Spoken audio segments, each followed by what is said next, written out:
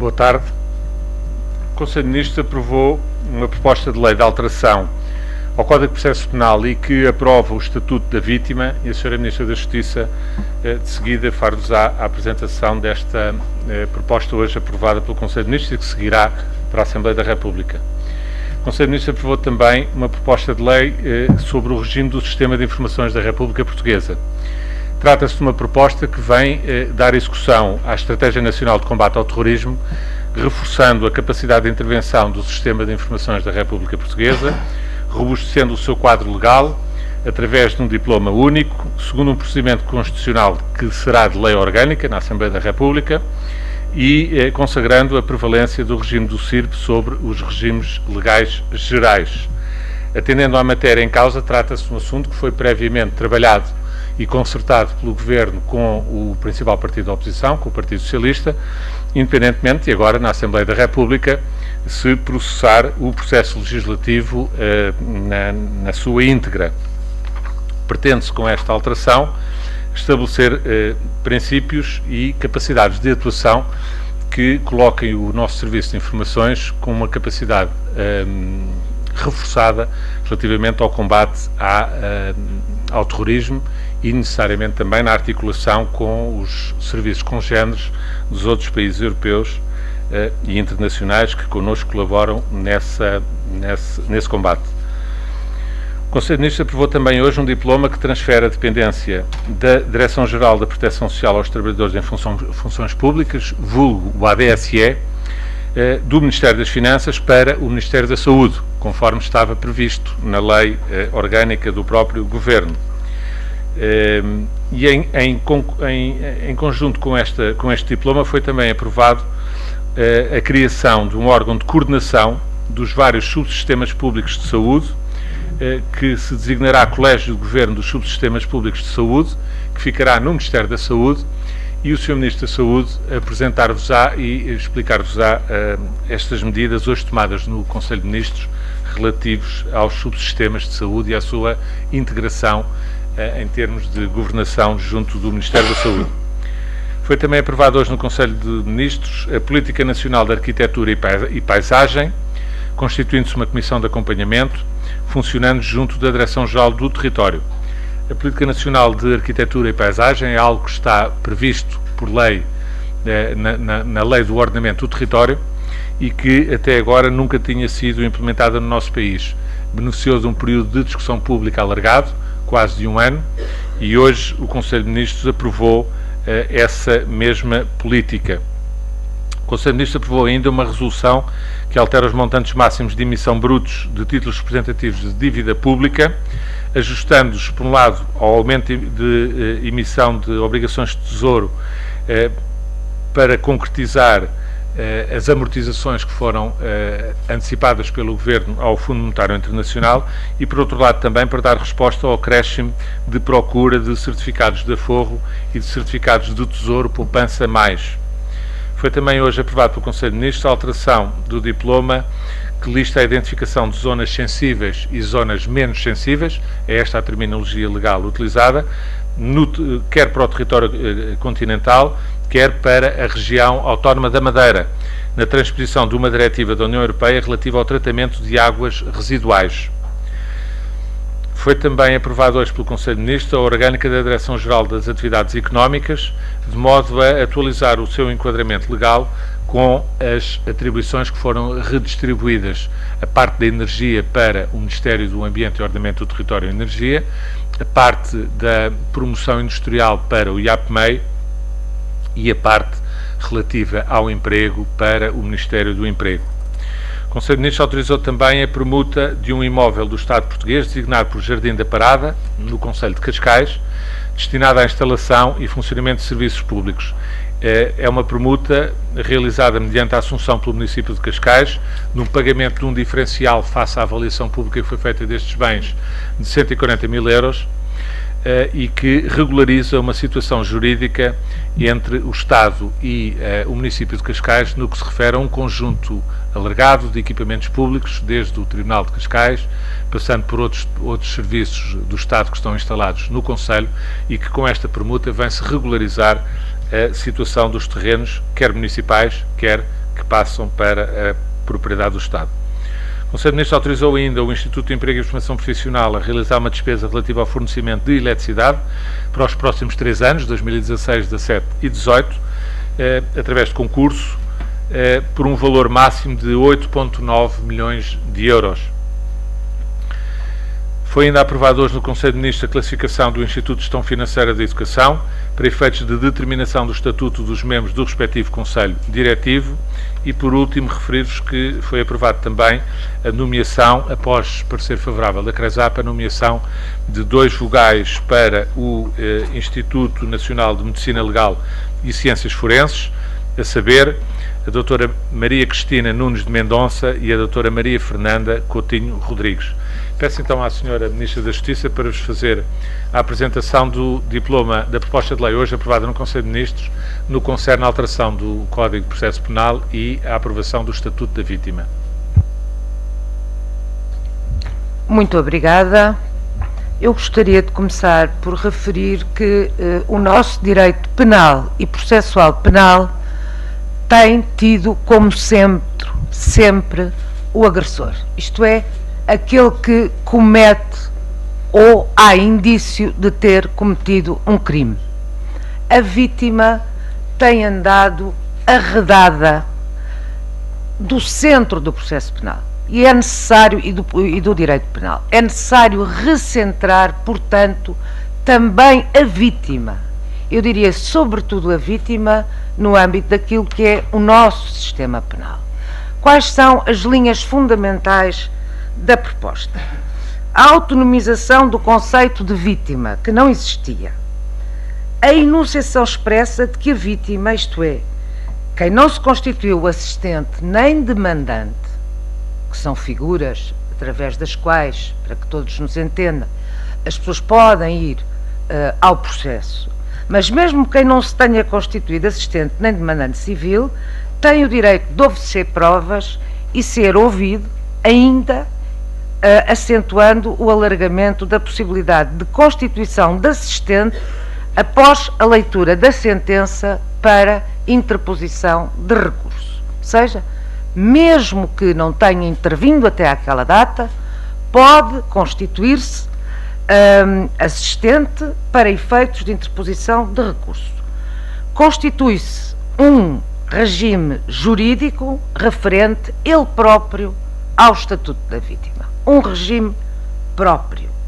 A vítima é não só aquela pessoa que é diretamente atingida pela prática de um crime, mas também aqueles que a cercam e que sofreram consequências com isto. Isto é, o seu cônjuge, a pessoa com quem ela vive em união de facto, parentes em linha reta, os irmãos ou pessoas a cargo.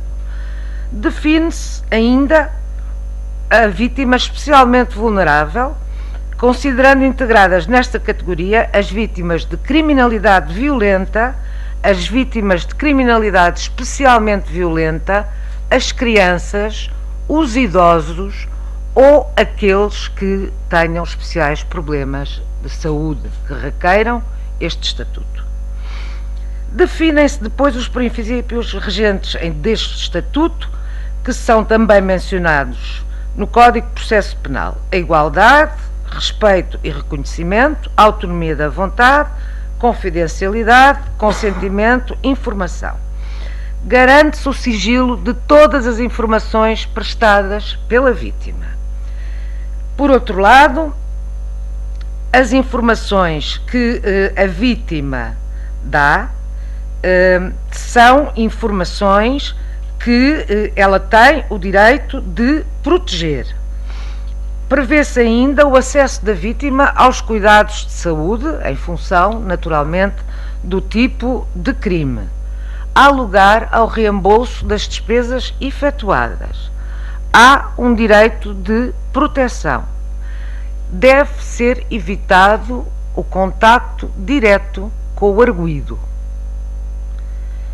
Por outro lado, há também a obrigação de prestar apoio psicossocial nestes casos.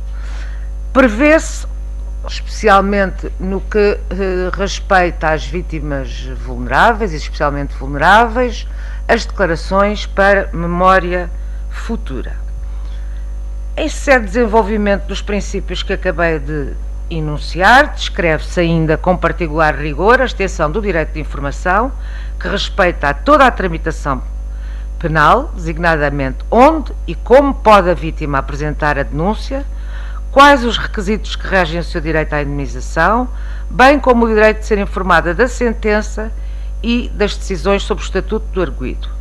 Por exemplo, libertação, revogação da decisão, ou mesmo nos casos de alteração das medidas de coação.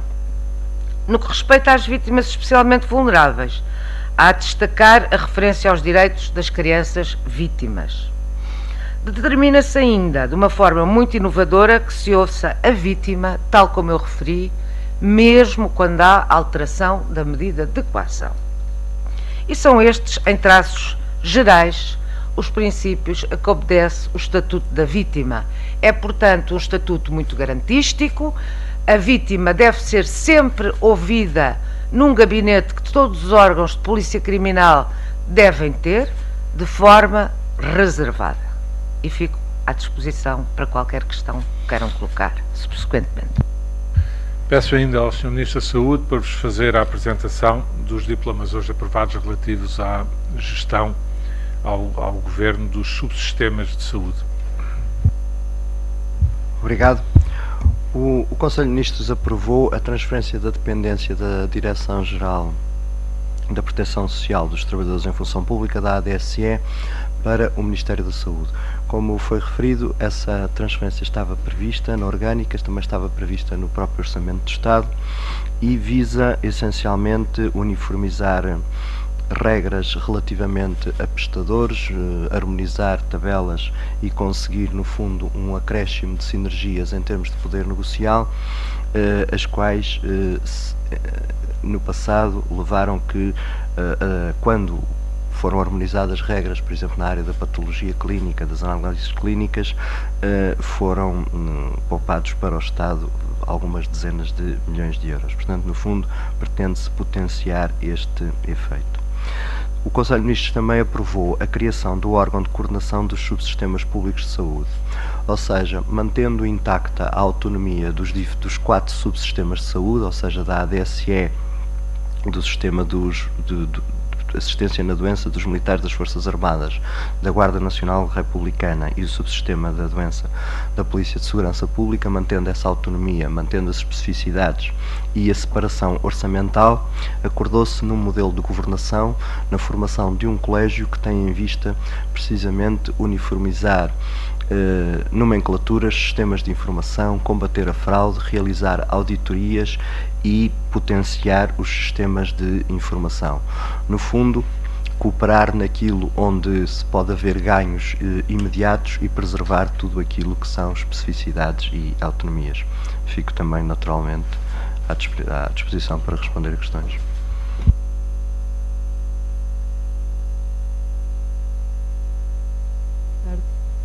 Boa tarde, Lígia Veríssimo, RTP. Eu queria saber se foi discutido o assunto da TAP, se foi aprovado algo, a tal resolução que foi divulgada sobre o interesse público, no fundo a resposta à providência cautelar, e queria saber, em caso afirmativo, em que é que se baseia esse interesse público, ou seja, que interesse público foi esse que foi invocado para responder à providência cautelar, sendo que a providência cautelar, tanto quanto foi tornado público, tinha a ver com questões muito específicas da lei da privatização. Portanto, eu queria saber qual é o interesse público que levou a que durante esta legislatura não fossem contratadas as tais 2 empresas que fizessem o tal estudo independente sobre o valor da TAP. Em relação à Sra. Ministra da Justiça, eu queria saber, eu não sei se é a pessoa certa, mas é a lei do terrorismo. Não, mas eu queria saber, quando se fala aqui no CIRP e nos acessos às telecomunicações, se é só o registro de dados ou se tem a ver também com as escutas, com os conteúdos, as tais possibilidade de fazer escutas, que era uma das lacunas que na altura se apontava no combate ao terrorismo. E já agora, em relação ao Sr. Ministro da Saúde, eu queria saber, em termos muito práticos, o que é que esta integração da ADSE no Ministério da Saúde e estas sinergias com o Serviço Nacional de Saúde, o que é que isto, em termos muito práticos, o que é que vai significar para as pessoas que são beneficiárias da ADSE e do SNS. Obrigado pelas suas questões. Começando pela questão da TAP. Com efeito, foi aprovado hoje no Conselho de Ministros a resolução fundamentada que, nos termos da lei, tem que ser apresentada ao Tribunal face à previdência cautelar que foi que também foi colocada no Tribunal. Como sabe, essa previdência cautelar, e os portugueses percebem-no bem, trata-se de um mero pretexto para tentar travar o processo de privatização, independentemente do argumentário que nele é utilizado. E a fundamentação da resolução, que é também um instrumento que legalmente está na posse, neste caso do Conselho de Ministros, relativo à previdência cautelar, tem que ver exatamente com a necessidade de se salvaguardar aqueles que são os interesses públicos fundamentais nesta matéria, que toda a gente conhece o processo da TAP, toda a gente conhece a urgência e a emergência que existe relativamente à situação da própria empresa e a resolução fundamentada o que faz exatamente é justificar com essa urgência e emergência de continuar com o processo de privatização para permitir rapidamente a capitalização da empresa, que não pode ser feita através de outro modo, para responder a esta tentativa, mais uma, de travar o processo de privatização. Relativamente à questão que me coloca sobre a alteração da lei do Serviço de Informações da República, confirmo que, no âmbito das competências novas, fica dotado, a proposta que é agora apresentada é para dotar os Serviços de Informações da República de instrumentos que lhe permitam aceder, quer não à interseção de comunicações, não vulgo às escutas, isso não, porque a Constituição não o permite, isso pressuporia necessariamente uma alteração, uma revisão constitucional, mas sim o acesso ao registro de tráfego de comunicações, que são coisas diferentes, não aos conteúdos das comunicações, mas aos chamados metadados, que no fundo são os registros de tráfego dessas mesmas comunicações. Para além disso também, o acesso a dados de natureza fiscal e acesso a dados de natureza bancária também, porque são a forma mais eficaz para combater a transação de capitais, o branqueamento de capitais, que normalmente estão envolvidos nestas operações e nas ações terroristas, como toda a gente compreende. De resto, a proposta que hoje é apresentada tira Portugal de uma situação que é uma situação praticamente ímpar em toda a União Europeia, que Portugal, a par da Suíça, são os únicos países onde não existe legislação que permita aos serviços de informação ter o acesso a dados de tráfego e a dados fiscais e a dados bancários.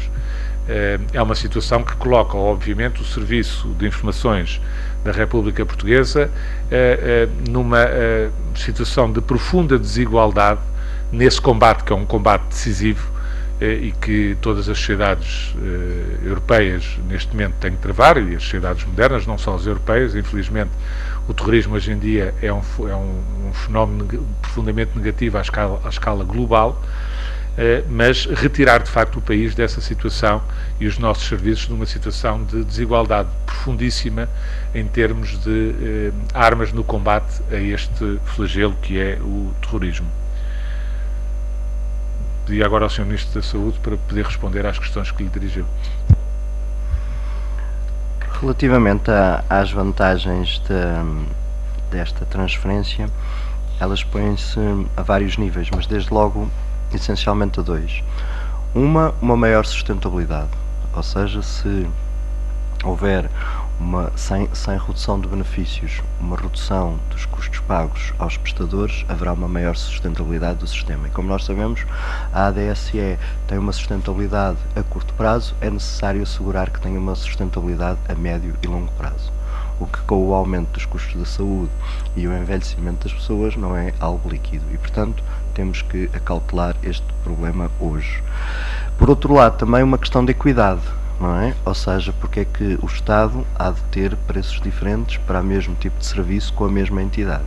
E, portanto, colocam-se aqui questões que se pretende uniformização nas condições em que o Estado contrata esses serviços. Bom dia, Joana Nabais, da SIC.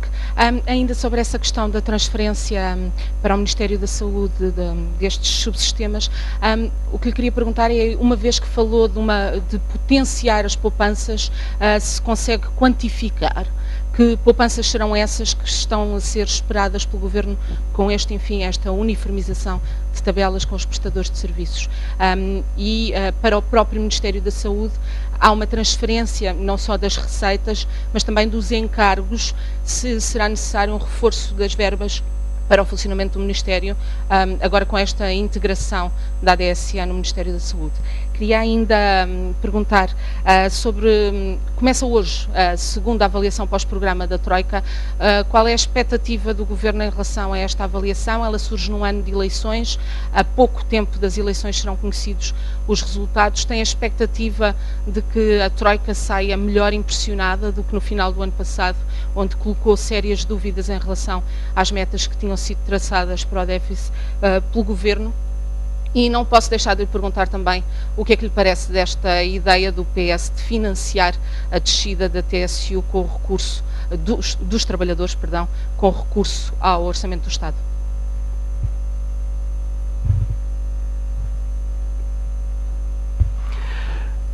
Gostava de precisar que a transferência para o Ministério da Saúde diz respeito apenas à ADSE. Todos os outros subsistemas se mantêm nos respectivos ministérios. Por outro lado, também precisar que os orçamentos destas entidades mantêm-se totalmente autónomos e, portanto, não há impactos orçamentais no sentido de haver transferências e receitas de um ministério para o outro ou de um subsistema para o outro. As poupanças que foram obtidas até agora, de acordo com números da ADSE, foram superiores a 20 milhões de euros e, portanto, não estão harmonizadas tudo o que diz respeito a outros subsistemas e também não está harmonizado tudo o que diz respeito a cuidados hospitalares. Portanto, o que nós podemos dizer, e depois teremos que ver os números em concreto, é que a poupança esperada será muito superior a estes 20 milhões de euros que já foram obtidos. Quanto às questões que me coloca, que lhe agradeço, começava pela questão, a última questão que me colocou, que é mais simples de responder, quanto às ideias do Partido Socialista. As ideias do Partido Socialista costumam ter um prazo de validade curto, mudam muito consoante as críticas de que são alvo e, portanto, não me parece que seja interessante e seguramente não para o Governo comentar essas ideias que são atiradas para o debate. Acho que isso é matéria que tem que ficar no debate partidário e que não é matéria que deve ser abordada pelo Conselho de Ministros ou pelo Governo diretamente. Portanto, remetiria esse debate para o debate partidário, se não levasse a mal. Relativamente à questão da avaliação semestral, que se iniciará agora no mês de junho, obviamente que a nossa expectativa é uma expectativa de total tranquilidade e de segurança relativamente a tudo aquilo que tem sido a evolução e a recuperação da economia portuguesa e o cumprimento quer dos compromissos, quer dos objetivos a que o país se propôs. Como referiu, e é um facto, a União Europeia no semestre passado saiu de Portugal ainda cética e os documentos produzidos pela União Europeia confirmaram esse mesmo ceticismo da parte dos serviços da Comissão relativo à performance e ao desempenho, à recuperação da economia portuguesa. Objetivamente, o que se passou de então para cá, de dezembro para cá, é que os dados consistentemente têm desmentido esse ceticismo da parte da Comissão e dos serviços da União Europeia e têm confirmado, por outro lado, os objetivos que foram traçados pelo Governo, desde logo no Orçamento de Estado do ano passado, e que os dados, consistentemente, como eu refiro, desde janeiro, têm vindo a confirmar, quer a nível de desempenho económico, quer a nível de evolução dos principais dados macroeconómicos, quer a nível do próprio desemprego. Eu recordo-lhe que aquele que era o objetivo que está traçado no Orçamento de Estado para 2015 é de um desemprego médio de 3,4% e neste momento sabemos que a taxa de desemprego, os últimos dados do INE, colocam já 4 décimas abaixo desse valor, colocam-nos já em 13% e, portanto, mas como este, todos os outros dados de natureza macroeconómica têm vindo a ser paulatinamente confirmados, mês após mês, tudo aquilo que são as projeções e as previsões do Governo, as estimativas do Governo, e desmentindo o ceticismo com que os serviços da União Europeia no semestre anterior olharam para a performance da economia e a evolução e o cumprimento dos compromissos por parte de Portugal. É evidente que não quero com isto dizer minimamente que não continuamos a ter desafios importantes pela frente, pelo contrário, os desafios continuam à nossa frente, e é a determinação e a segurança, o rigor e a exigência com que mantivermos esses mesmos objetivos, recusando qualquer tipo de facilitismo ou regresso ao passado, como muitas forças políticas continuam, do meu ponto de vista, irresponsavelmente a tentar apelar, a vender a aventura do regresso ao passado. É com a exigência e com o rigor e a determinação em manter essa exigência e o rigor que os portugueses vão conseguir, e o país vai conseguir, consolidar ainda mais esta trajetória de crescimento e não só atingir os objetivos a que se propôs, como melhorar até as perspectivas, nomeadamente para o ano 2016, como também já se começa a ouvir da parte de instâncias independentes, nacionais e internacionais, que apontam já para estimativas mais positivas ainda para o ano 2016, a continuar a trajetória que tem vindo a ser seguida até aqui. E, portanto, aquilo que a gente espera desta avaliação semestral, que acontecerá agora em Portugal, como em todos os outros países europeus, entramos numa situação de normalidade, é que essa avaliação possa constatar isso mesmo, que é a realidade de evolução que tem sido positiva, não tão rápida como todos gostaríamos seguramente, mas tem sido positiva da parte da economia portuguesa, da parte do emprego em Portugal e da parte do cumprimento dos objetivos a que o país se propôs para sair da situação muito difícil em que esteve nos últimos anos. Anabela Reis, da Bloomberg News. Em relação aqui ao ponto 6 dos montantes máximos de emissão bruta de títulos de dívida pública, se pode dizer, passou de quanto para quanto? Obrigado pela sua questão. Passou, no que diz respeito a obrigações do Tesouro, passou de 20 mil milhões para 30 mil milhões e no caso dos certificados, portanto, o retalho passa de 3 mil milhões para 4 mil milhões. Quero, no entanto, referir que, para que não haja depois alguma interpretação diferente, que isto não implica necessariamente um aumento do endividamento. Grande parte disto tem que ver com a reposição a taxas mais favoráveis, que são aquelas a que o país neste momento se pode financiar no mercado, substituindo dívida anterior.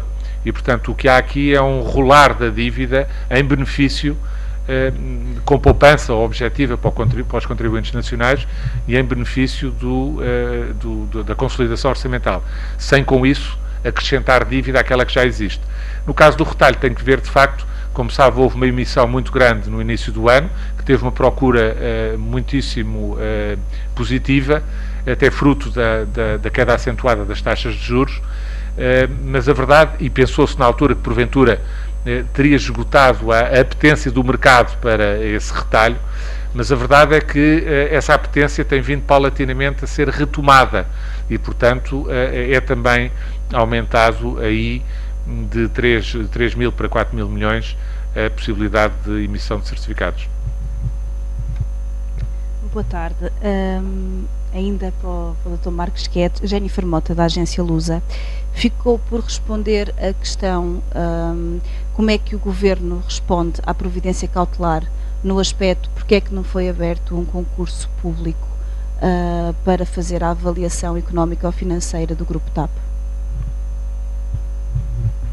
Como sabe, há pouco, já agora, obrigado pela sua questão, porque permite-me, há bocadinho não vem no comunicado a questão da resolução fundamentada, porque não se trata de um diploma aprovado pelo Governo, trata-se de uma peça judicial que foi entregue hoje mesmo, na sequência da sua aprovação no início do Conselho de Ministros, junto do Tribunal, logo de manhã. E, portanto, não é um diploma aprovado pelo Governo e, por isso, à semelhança das resoluções anteriores, não consta do comunicado e é apenas por essa razão.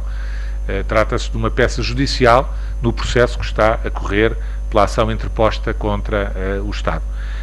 Relativamente à questão que me coloca em particular, eu reafirmo-lhe aquilo que eu lhe disse há pouco, quer dizer, do meu ponto de vista, trata-se apenas de mais um pretexto técnico-jurídico que é encontrado para tentar com um objetivo que é um objetivo que não tem minimamente que ver com o problema que é citado.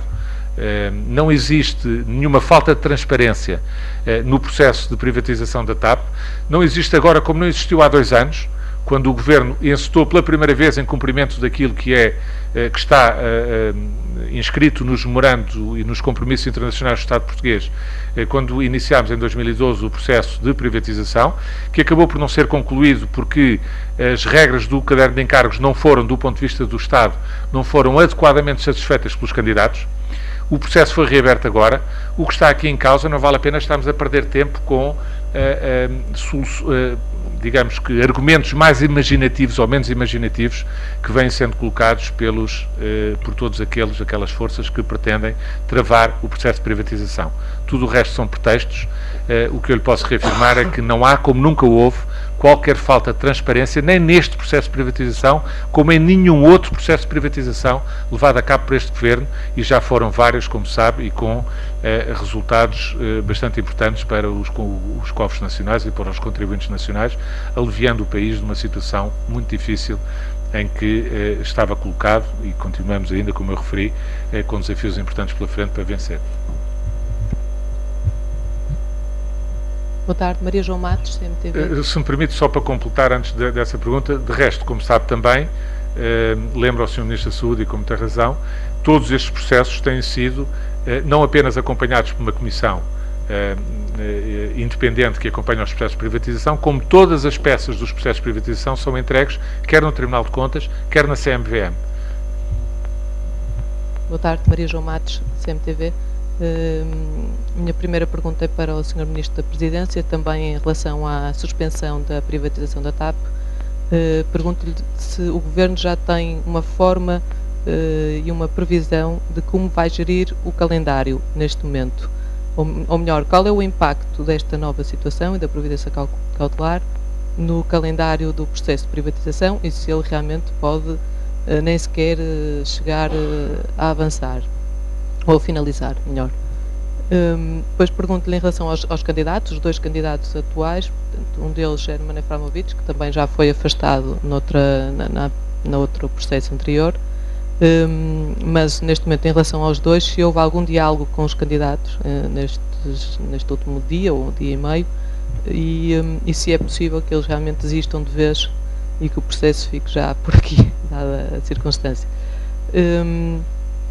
Pergunto ao Sr. Ministro da Saúde, em relação a esta transferência da dependência da ADSE, se já é uma forma para avançar com a inclusão de novos beneficiários, ou seja, a maior abrangência do subsistema da ADSE a trabalhadores do setor empresarial do Estado, tal como foi noticiado já nas últimas semanas.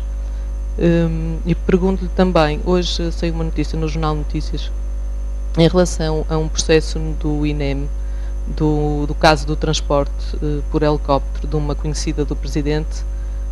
A notícia é que uma médica que testemunhou nesse caso foi afastada do seu trabalho no INEM e pedi-lhe que comentasse esta situação, até porque já não é o primeiro caso, houve também um outro caso em que houve uma doente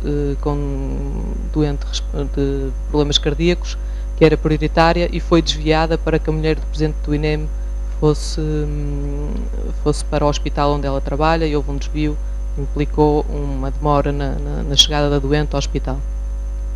E é tudo. Muito obrigada.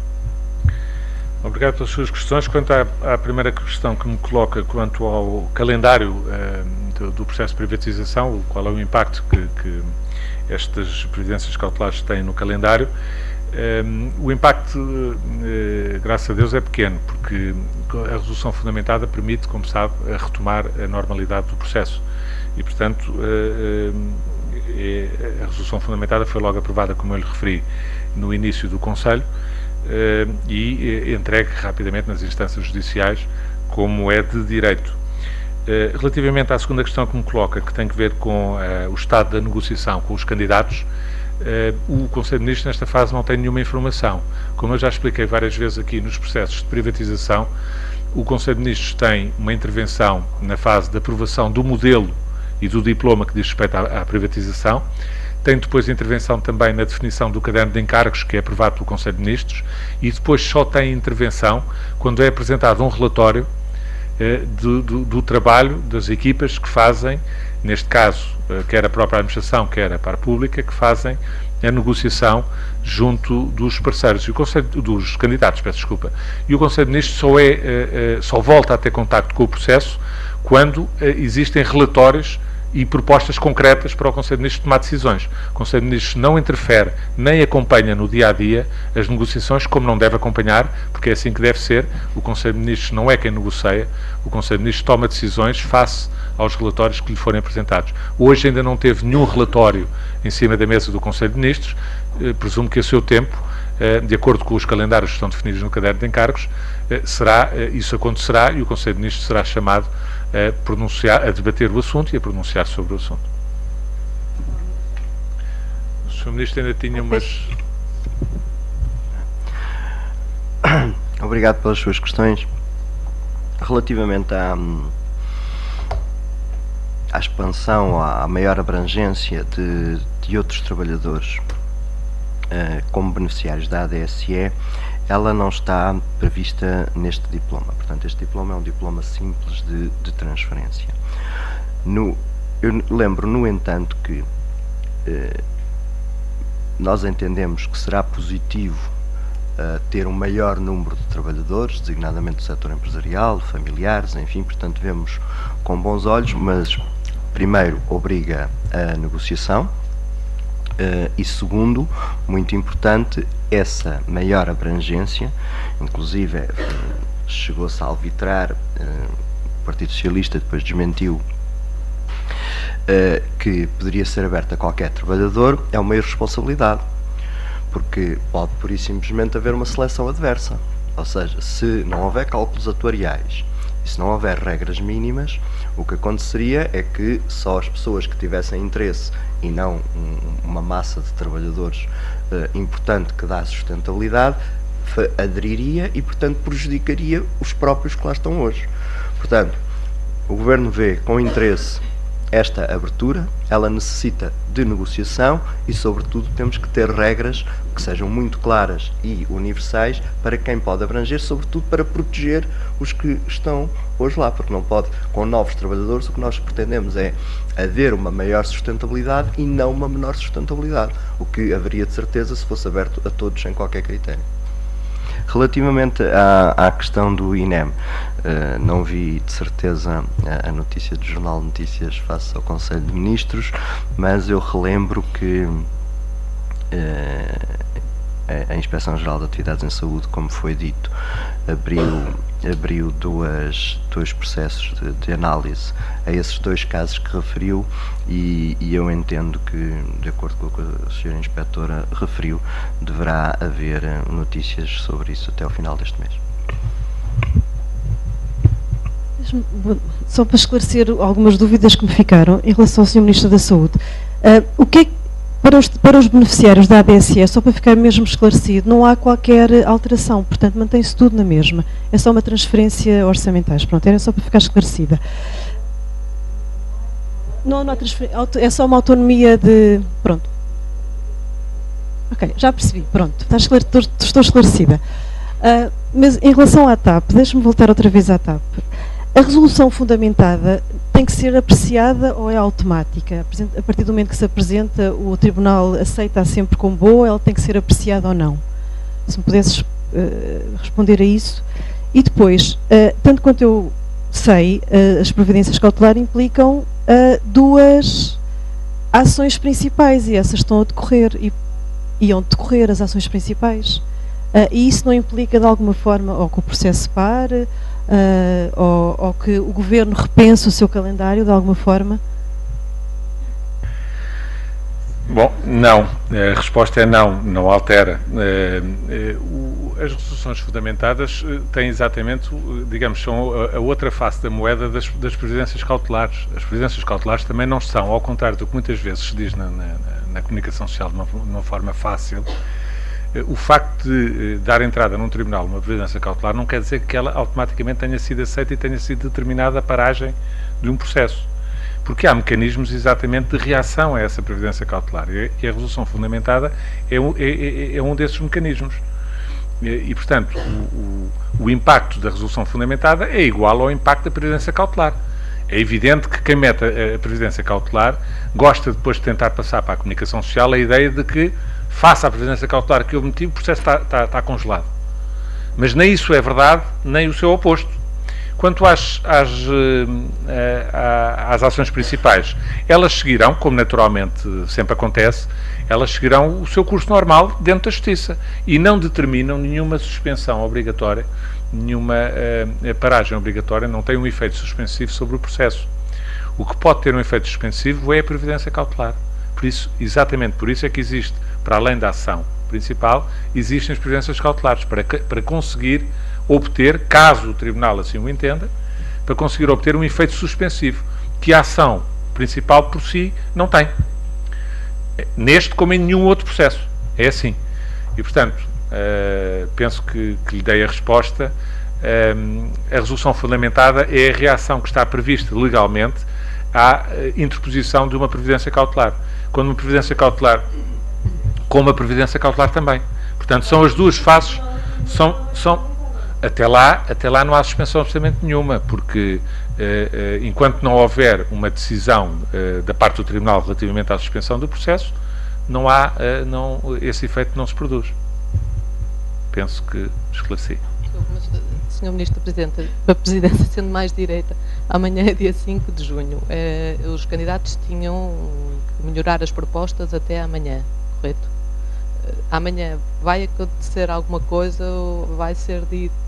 Eu percebo a sua pergunta, mas como eu lhe referi há bocado, não sei se foi assim, se foi uma colega sua, o Conselho de Ministros nesta fase não tem a informação, portanto, eu eventualmente, se esta previdência implicou algum atraso, nem que fosse de 24 horas ou 48 horas, não sei, neste momento não há informação que o Conselho de Ministros tenha. O Conselho de Ministros só será chamado a intervir novamente no processo quando houver um relatório relativamente ao processo negocial.